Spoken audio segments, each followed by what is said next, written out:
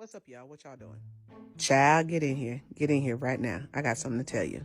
I know y'all heard, right? I know y'all heard. Trump has paused all military aid to Ukraine.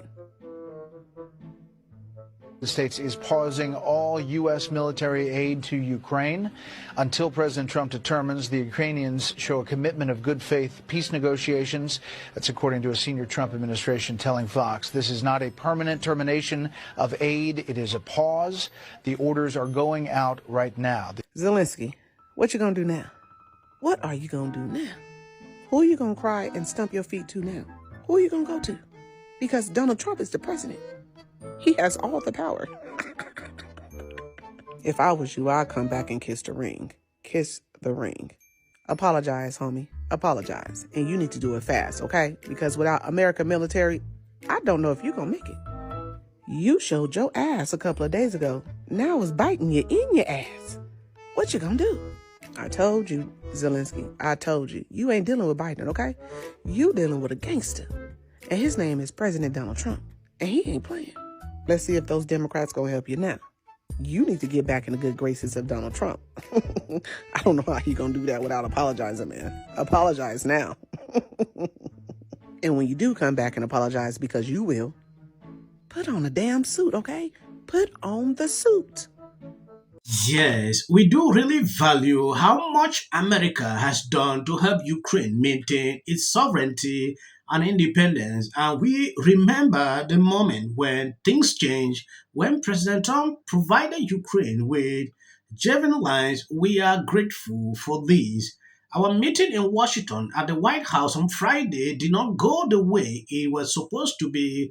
It is regrettable that it happened this way. It is time to make things right. We would like the future cooperation and communication to be constructive. Regarding the agreement on minerals and security, Ukraine is ready to sign it in any time and in any convenient format. We see this agreement as a step toward greater security and solid security guarantee, and I truly hope it will work effectively. So this guy is coming to his senses. You further much faster than I expected. So Zelensky could talk like this. What I realized after this is simple. Democrats like endless wars. That is what I realized. They love to see it continue.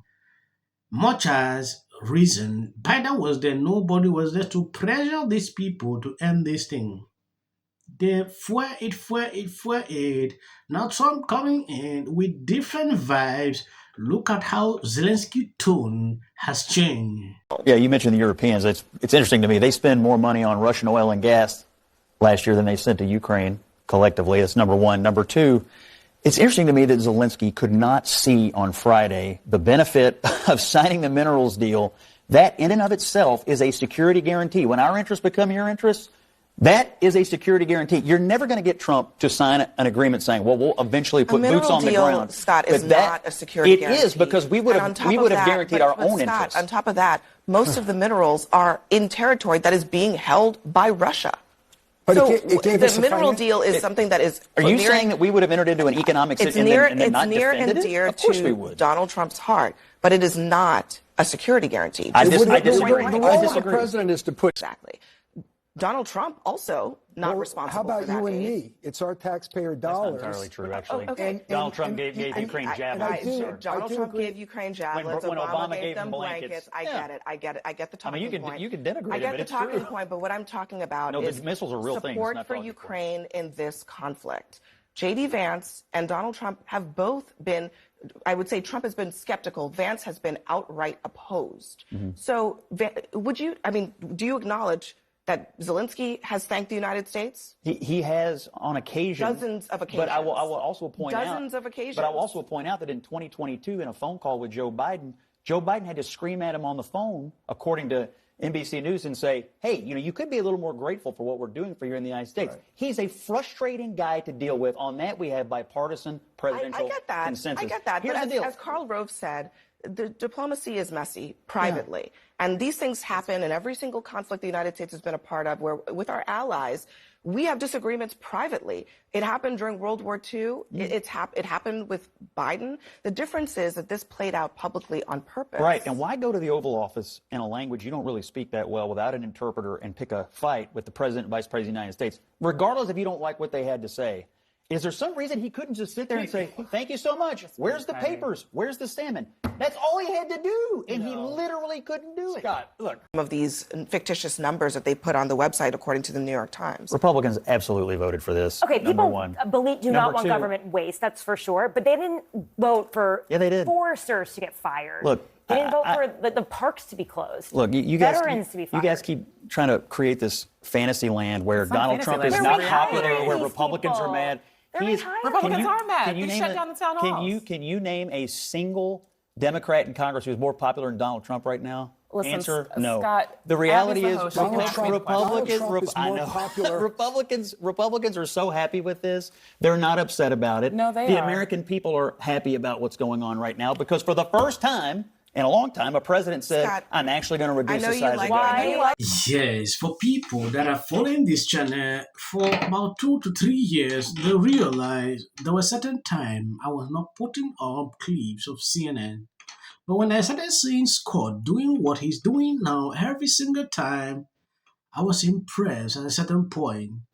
His clips are going viral every single time because he always touches these people where it pains. Look at how he's calling this out. And I like the way Joe Rogan didn't ignore and Elon Musk to praise him. He's doing a great job.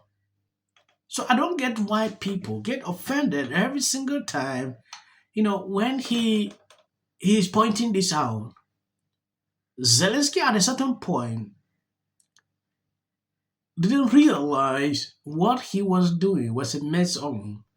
Though at the end of the day, world leaders praise him like, oh, you're a good guy. You're doing something great. The guy was feeling himself, replying to a tweet like, whoa, okay. Trump was silent.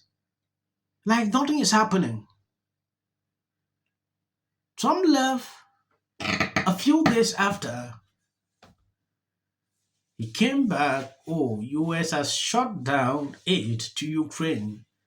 And that triggered him a lot to that level he could not resist, immediately responded by now begging the US to sign. This is a deal. People went to Kyiv to talk about Zelenskyy, where the guy was still making boys, Went to the US to sign. He still didn't. Instead, wanted to talk about things that Trump didn't want to hear. Now he is here. We are ready to sign. Trump is not even listening. I don't believe that Trump even read what he put out. So who is losing?